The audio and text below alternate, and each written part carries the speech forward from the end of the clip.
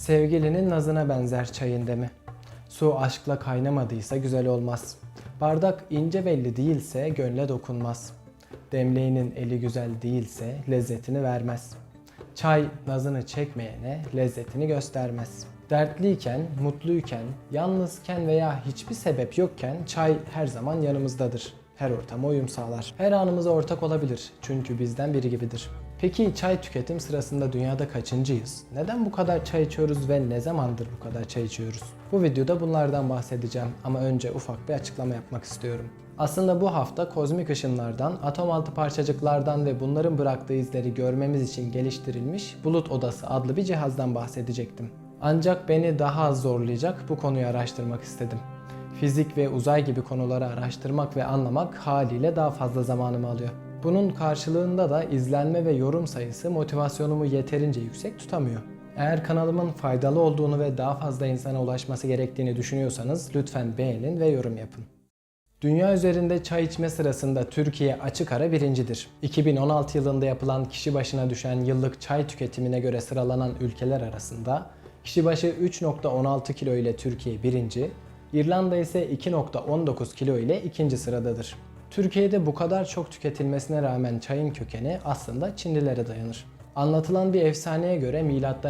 2732'de Çin İmparatoru Shenlang, altında oturduğu bir ağacın yapraklarının kaynayan su kabına düşmesiyle çayı keşfetti. Ortaya çıkan içeceğin hoş kokusundan etkilendi ve içti. Shenlang demleme yöntemiyle yapılan bu içeceğe Çince araştırmak anlamına gelen ça adını verdi. Çin alfabesi diye bir şey yoktur. Çince yazmak için karakterleri birbirine bağlayıp yeni kelimeler üretirsiniz. Çin'de de ça'dan bahsedilirken tahta dalları, çimenleri ve ikisi arasındaki bir adamı gösteren özel bir yazılı karakter kullanılır. Bu karakter aynı zamanda Çin kültürü için çayın insan ile doğayı dengeye getirme şeklini simgeler. Çin İmparatorluğu mahsulün hazırlanmasını ve yetiştirilmesini sıkı bir şekilde kontrol ediyordu. Hatta muhtemelen saflıklarından dolayı sadece genç kadınların çay yapraklarını işlemesine izin veriliyordu. Hatta bu o kadar önemli bir işti ki çalışan bu genç kadınlar parmak uçlarındaki kokuların değerli çay yapraklarını kirletmemesi için güçlü kokulu şeyler tüketmezlerdi. 17. yüzyıl ortalarına kadar Çin'de sadece yeşil çay vardı.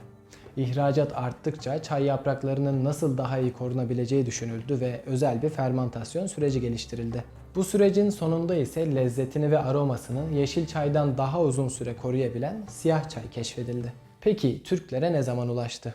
Türklerin çayla 1500'lü yıllarda İpek Yolu sayesinde tanıştığı düşünülür. Ancak 1800'lerin sonlarına kadar popülerlik kazanamamıştır. Gerçekten bu kadar popüler olması ve bu kadar çok tüketilmesi 20. yüzyılda olmuştur. Yani çayın 5000 yıllık tarihinde oldukça yeni bir gelenektir Türk çayı.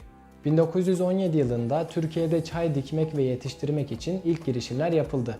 Ancak Kurtuluş Savaşı nedeniyle bu çalışmalar başarısız oldu. 1940 yılında Çay Kanunu çıkarıldı. Bu kanun direkt olarak çay konusunu ele alan bir kanundu ve ülkemizde çaycılık kanunla güvence altına alınmıştı. Bu da çayın üretimini önemli ölçüde artırmış ve ihracatı yapılarak Türkiye için önemli bir gelir kaynağı haline getirmişti. Çayın felsefesi, kültürü bizden biri gibi olması bir yana, bence Türkiye'de çayın bu kadar yaygınlaşmasının sebebi ekonomik nedenlerdi. Birinci Dünya Savaşı'ndan sonra kahvenin fiyatı aldı başını gitti.